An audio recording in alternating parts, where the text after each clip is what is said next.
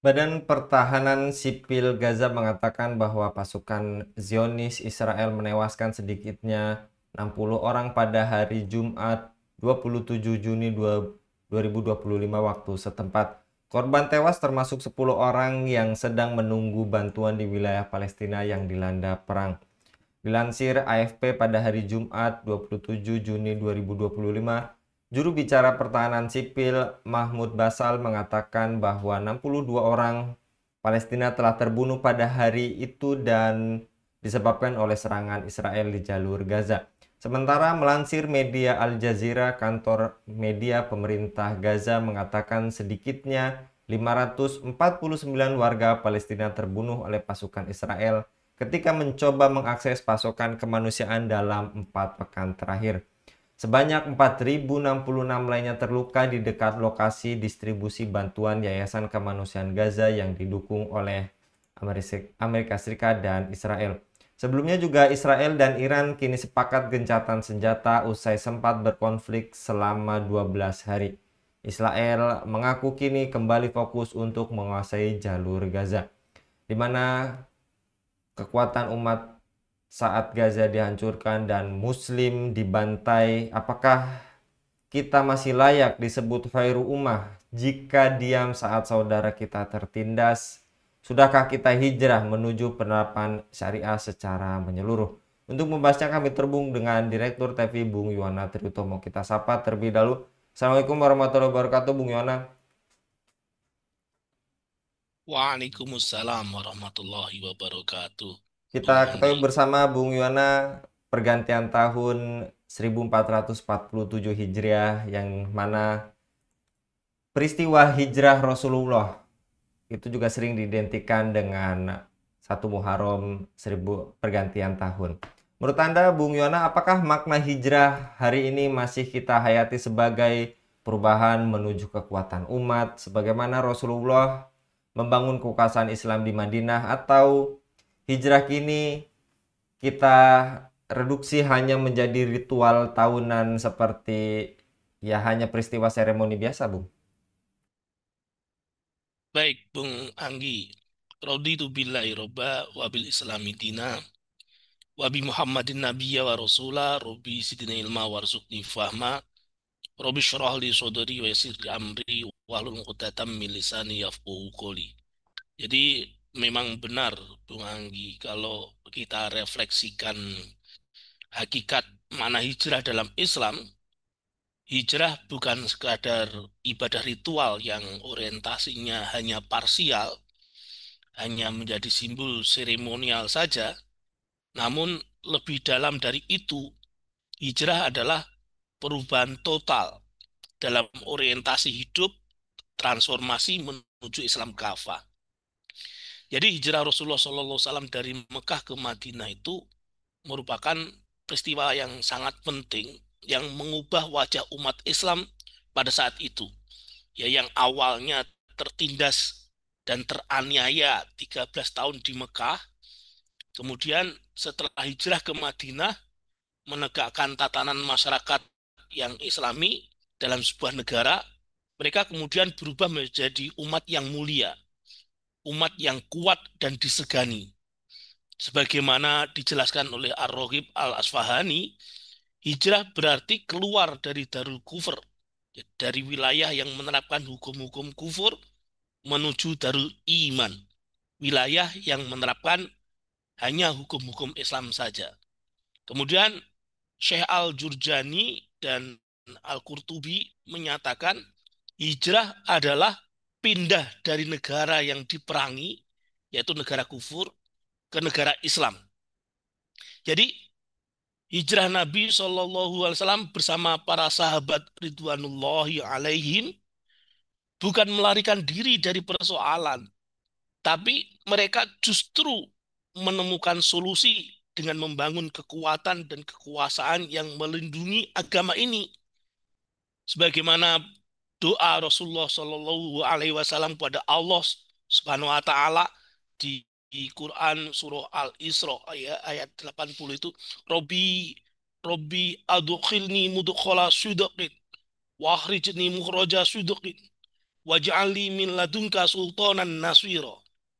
Robbi, Tuhanku, adkhilni mudkhala sidqin. Masukkanlah aku secara masuk yang benar. Wa akhrijni mukhraja sidqin, dan keluarkanlah aku secara keluar yang benar pula. Waj'alni min ladunka sultanan naswira, serta berilah aku dari sisimu kekuasaan yang menolong. Ayat ini, Bung Anggi, turun ketika Rasulullah Shallallahu Alaihi Wasallam diperintah untuk hijrah, yakni agar Allah memasukkan Nabi Shallallahu Alaihi Wasallam ke Madinah dan mengeluarkan dari Mekah. Ya, dikatakan pula masuk memasukkan Nabi SAW ke Makkah, ya, dalam keadaan menang saat Fathul Mekah itu, dalam keadaan aman dari gangguan kaum musyrik, karena sudah ada negara yang berdaulat dan disegani, negara yang memberikan perlindungan bagi umat, Sultanan Nasiro, kekuasaan yang menolong. Nah, kekuasaan ini telah diberikan Allah Subhanahu wa taala kepada Nabi Shallallahu alaihi wasallam dalam bentuk negara, yang kemudian dilanjutkan oleh para sahabat, ya, para sahabat beliau ridwanullah alaihim, khulafaur rasyidin. Terus kemudian negara ini disebut menjadi khilafah Islamiyah, negara yang benar-benar bisa menolong, memenangkan Islam dan kaum muslimin. Terus menerus berturut-turut dilanjutkan oleh Umayyah, oleh Abbasiyah, Utsmaniyah, menjadi negara adidaya di seluruh dunia sepanjang hampir 14 abad lamanya. Begitu, Bung Anggi. Jadi hijrah Nabi SAW kalau boleh disimpulkan ada beberapa makna strategis yang tadi Anda paparkan. Islam mengajarkan konsep kekuasaan, dan di saat itu pula Rasul menempatkan diri sebagai nabi utusan Allah dan juga sebagai pemimpin negara, ya Bung Yuwana. Menurut Anda umat Islam saat ini 2 miliar, mengapa masih dia menyaksikan genosida di Gaza tanpa kekuatan politik, militer, dan persatuan yang nyata untuk menolong mereka? Hanya sekedar kecaman, gertakan sambal, dan retorika yang lainnya, Bung. Oh, mengapa lebih dari 2 miliar umat ini masih menyaksikan genosida di Gaza? Jadi begini, Bung. Kalau siapa saja yang secara objektif mengevaluasi keadaan umat hari ini, ya, mereka pasti akan menyaksikan betapa umat ini sangat terpuruk, ya, jauh dari predikat khairul ummah, jauh dari predikat umat terbaik. Hampir dalam semua bidang kehidupan, kaum muslim itu terbelakang, tertinggal, tertindas oleh umat-umat lain. Secara ekonomi, ya, menurut laporan Bank Dunia, dari 57 negara muslim, 29 negara masuk kategori berpendapatan rendah atau miskin. Kemudian 16 negara berpendapatan menengah ke bawah, 8 berpendapatan menengah ke atas, dan hanya 4 negara yang masuk negara berpendapatan tinggi. Padahal sebagian besar dari negeri-negeri muslim itu kaya dengan sumber daya alam. Indonesia, ya, contohnya, ya, Indonesia itu kaya dengan tambang mineral seperti nikel dan emas, tapi ironisnya Bank Dunia melaporkan 60,3% penduduk Indonesia itu miskin, seperti di Papua. Di sana itu ada PT Freeport, ya, sudah mengeruk ribuan ton emas sejak tahun 1967. Namun ironinya, Bung Anggi, semua provinsi di Papua kategori miskin secara nasional.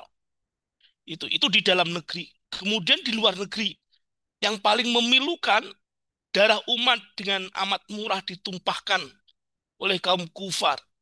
Hari ini di Gaza, jumlah korban meninggal akibat genosid Zionis Yahudi itu sudah tembus di atas angka 55.000 jiwa. Ratusan ribu anak-anak cacat. Lebih dari 2 juta penduduk terancam kelaparan akibat blokade kaum Zionis. Begitu juga yang diderita oleh Muslim di India, Myanmar, Xinjiang, Yaman, dan sebagainya. Mereka hidup dalam tekanan para penguasa setempat terdiskriminasi, kehilangan tempat tinggal, dipisahkan dari keluarga, teraniaya, bahkan mengalami pembunuhan. Yang lebih menyedihkan lagi, tidak ada pembelaan nyata dari sesama negeri Muslim.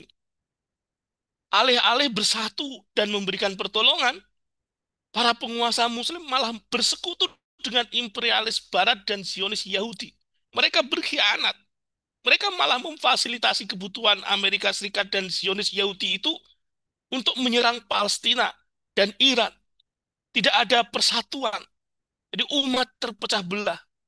Ya, ketika negara Zionis Yahudi diserang, negara-negara Barat ya seperti Amerika Serikat itu memberikan bantuan dan perlindungan.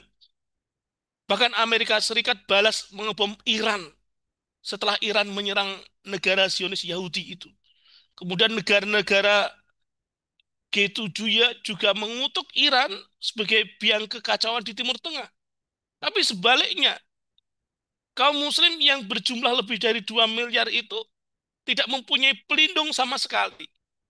Padahal sebagian negeri muslim itu memiliki pasukan dan kekuatan militer yang kuat. Namun tidak ada satu butir peluru pun yang ditembakkan ke arah Zionis Yahudi untuk membela saudara muslim, untuk membela saudara seiman mereka. Bahkan sekadar membuka tapal batas saja untuk membiarkan bantuan pangan masuk, terus kemudian bisa sampai kepada saudara-saudara kita di Gaza, itu tidak mereka lakukan, Bung Agi. Apakah begini sikap para penguasa muslim itu, Bung Anggi? Ya, kalaupun ada sebutir peluru yang menuju Israel itu semata-mata karena bentuk perlawanan gitu ya Bung Iwana, karena lagi-lagi Zionis dahulu yang menyerang negara Iran dan negara Iran pun membalasnya, bukan semata-mata karena panggilan membantu saudara sama muslim kita di Palestina. Menurut Anda apakah umat Islam hari ini telah hijrah yang tadi Anda paparkan dari Darul Kufur menjadi Darul Islam, menuju sistem Islam sebagaimana hakikatnya hijrah, atau justru masih terjebak dalam yang tadi juga Anda telah katakan, sistem sekuler, ikatan sempit, dan kepemimpinan yang tunduk pada kekuatan Barat dan Zionis, padahal juga tadi Anda telah paparkan begitu luar biasanya sumber daya negeri-negeri muslim. Bahkan kalau kita mengutip beberapa data, kunjungan Donald Trump saja itu di hanya beberapa negara muslim saja sudah menghasilkan lebih dari 20.000 triliun rupiah, Bung. Ya, oh, begini Bung Anggi ya, jika kita jujur dan objektif menilai ya, maka jawabannya adalah umat Islam hari ini secara umum belum hijrah menuju sistem Islam, sebagaimana hakikat hijrah Rasulullah Shallallahu Alaihi Wasallam. Sebaliknya, umat masih terjebak dalam cengkeraman sistem sekuler, terikat oleh ikatan nasionalisme, yang ikatan ini ikatan buatan manusia saja, dan di bawah kepemimpinan umat yang masih tunduk pada kekuatan Barat dan Zionis. Nah, dari sini penting bagi umat ini untuk merefleksikan kondisi sekarang dengan sejarah mereka. Tentu agar umat menemukan jalan keluar dari keterpurukan ini. Kalau membaca sejarah Khalifah Umar bin Al-Khattab radhiyallahu anhu tentang hijrah, sesungguhnya bukan tanpa alasan ya. Khalifah Umar itu menetapkan awal kalender hijrah dimulai dari peristiwa hijrah Nabi Shallallahu Alaihi Wasallam. Beliau menyatakan, bal nu'arrihu limuhajarati Rasulillah Shallallahu Alaihi Wasallam fa inna muhajaratahu farkun bainal haqqi wal batil. Akan tetapi kita akan menghitung penanggalan berdasarkan hijrah Rasulullah SAW. Ini kenapa?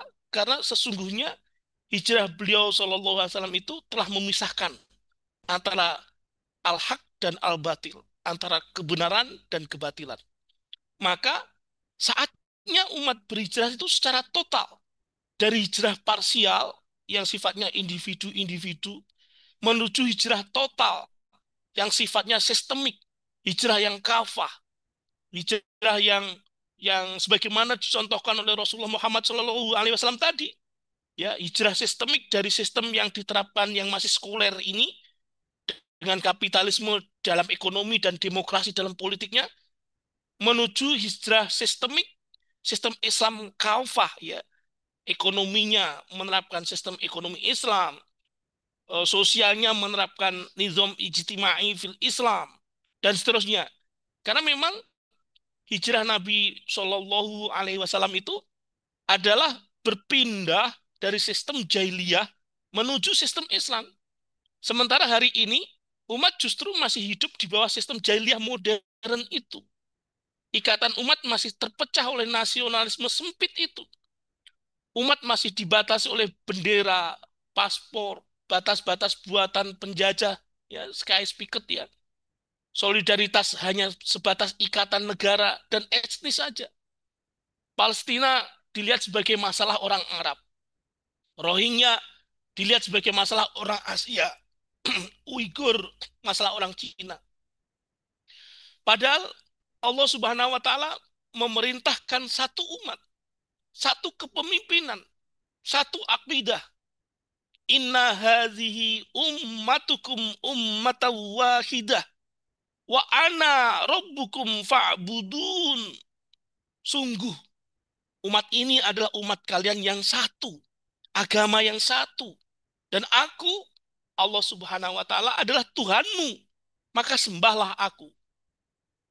Sebagaimana di Quran surah Al-Anbiya ayat 92 itu.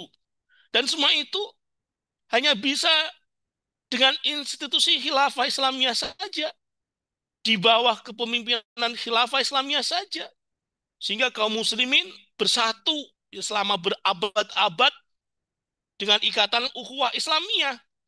Kekuatan umat Islam saat itu amat disegani, ya. Para khalifah pada masa lalu ya saat itu selalu sigap membela dan melindungi kehormatan Islam serta kaum muslimin. Begitu Bung Anggi.